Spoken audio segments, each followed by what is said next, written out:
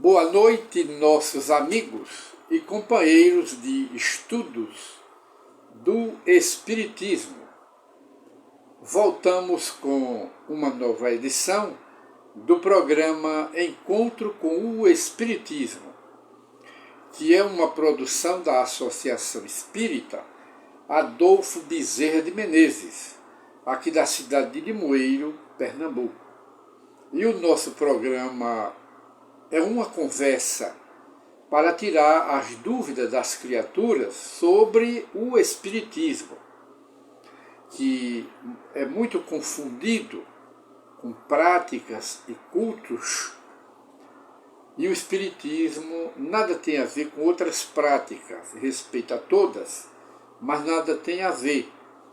E de maneira que, para iniciar o nosso programa de hoje, nós escolhemos aqui algumas frases do programa, porque o programa cada vez apresenta algumas frases, alguns pensamentos para reflexão. Hoje, que é dia 17 de março de 2022. Nós citamos aqui os 7 pecados capitais do apóstolo Paulo. Está na Bíblia, nas Escrituras Sagradas, os 7 pecados capitais.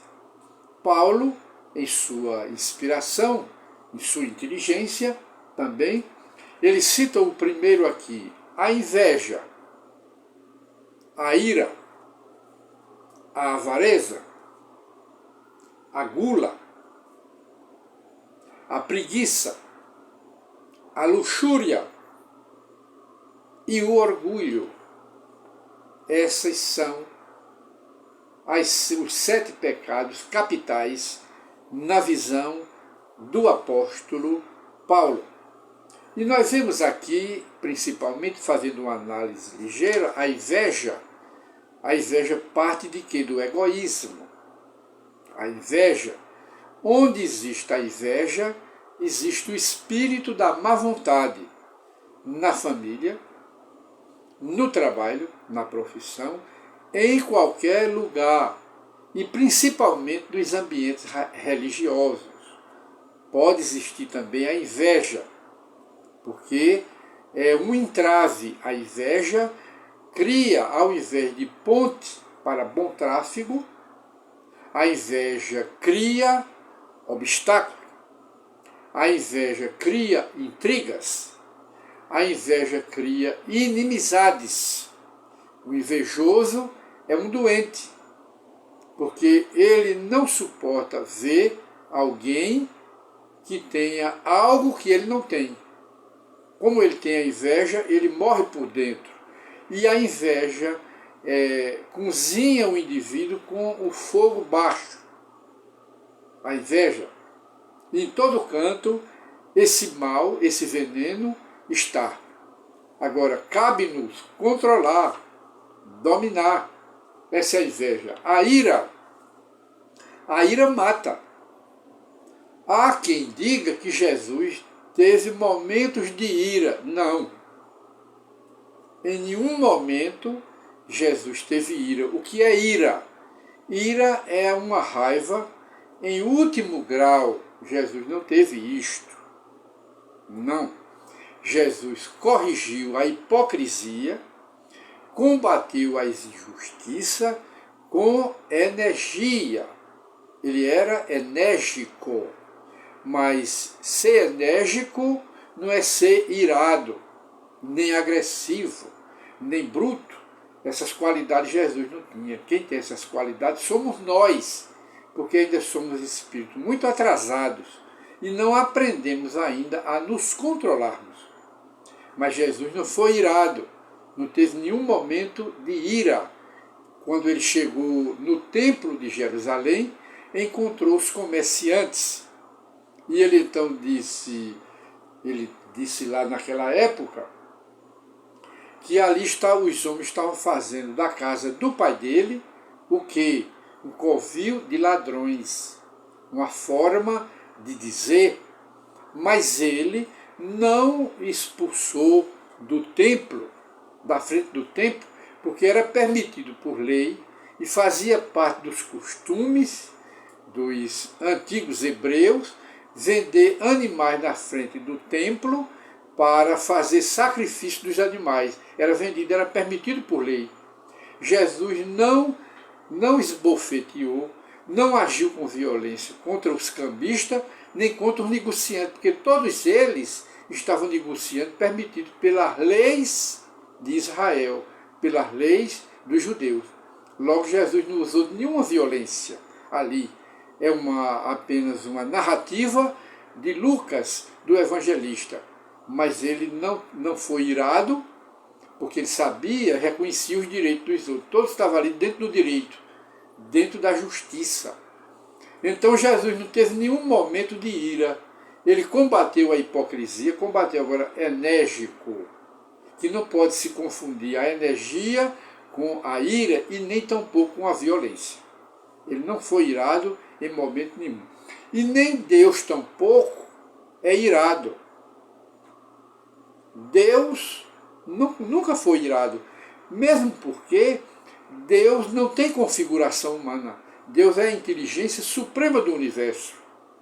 Nem Deus, o Pai de tudo e de todas as coisas, nem seu Filho Jesus, que veio ao mundo, que é Filho de Deus como nós, exatamente como nós, atingiu o posto de espírito puro de anjo pelas sucessivas reencarnações. Deus não criou Jesus já puro, um anjo, e criou a gente inferior. E nem tampouco criou Satanás, diabo, que não existe. Não existe Satanás e nem diabo.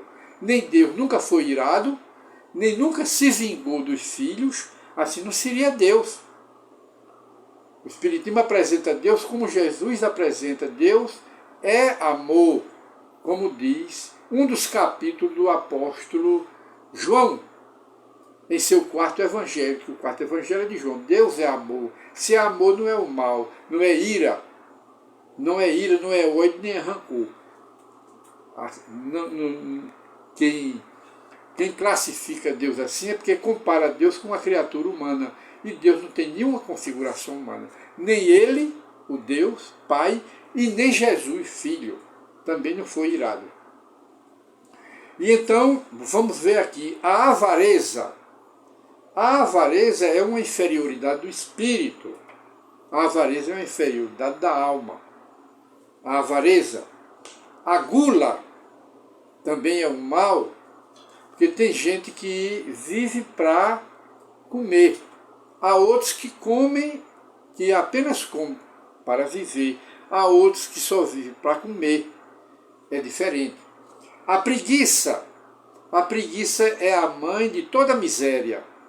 É a mãe do furto, do roubo, de pegar do que é alheio. É a preguiça, que é um grande mal a preguiça. Aí diz mais, a luxúria, que se compreende a exploração da carne em todos os sentidos. Em todos os sentidos, a exploração da carne chama-se a luxúria. É essa daí que também prende os espíritos à terra, com essa luxúria. E por último, o orgulho. O orgulho entrava, cria barreiras, ao invés de construir pontes. Não é? Ao invés de construir as pontes para um bom tráfego do relacionamento humano, o orgulho ergue paredes, levanta montanhas, faz dificuldades. É o orgulho das criaturas. E então Paulo está certo aqui em suas sete pecados capitais. O amigo Paulo. E nós aqui então, vamos aqui ler uma pequena mensagem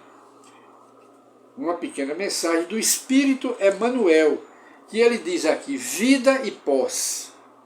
E ele cita uma frase do Evangelho. Não é a vida mais que o alimento, Jesus?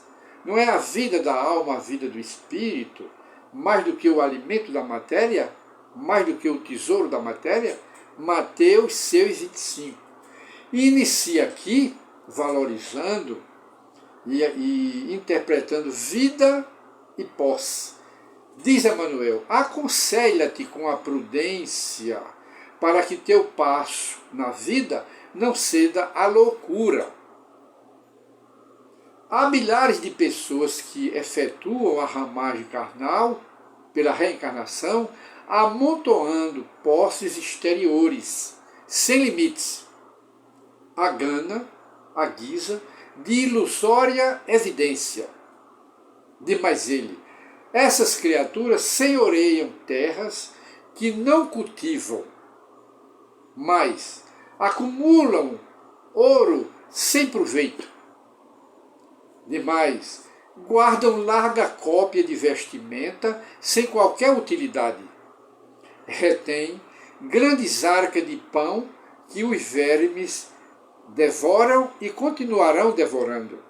Demais ele, disputam remunerações e vantagens de que não precisam, não necessitam, mas só pela doença da posse e do domínio. É o que ele nos diz.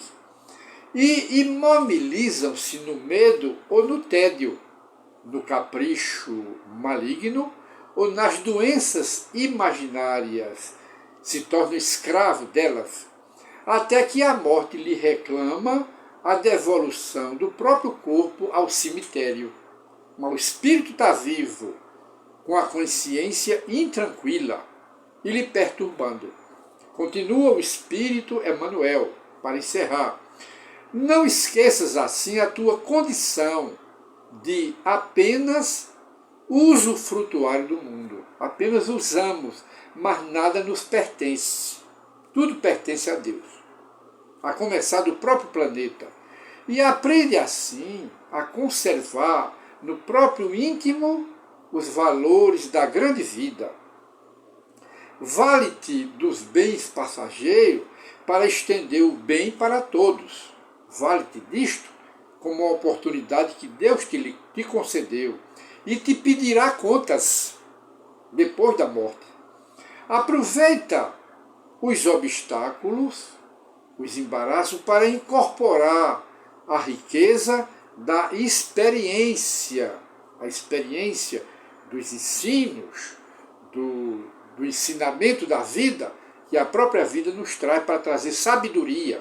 E diz ele, não retenhas recursos externos de que não careças, não retenhas, que estás escravizando a tua própria alma.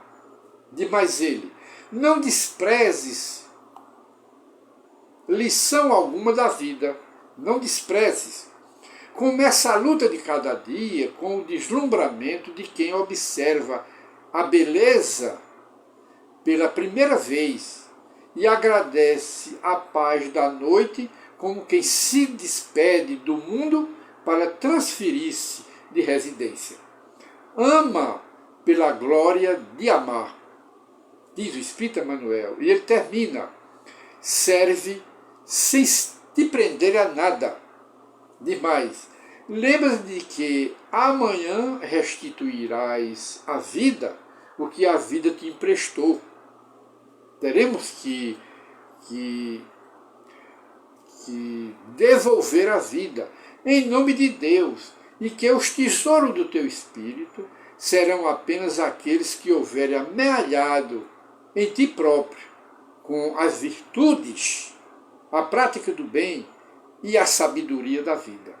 No campo da educação e das boas obras, enquanto estais aqui na terra, porque logo partirás para a prestação de conta no mundo espiritual. Muita paz para todos, e essa é a mensagem do Espírito Emmanuel.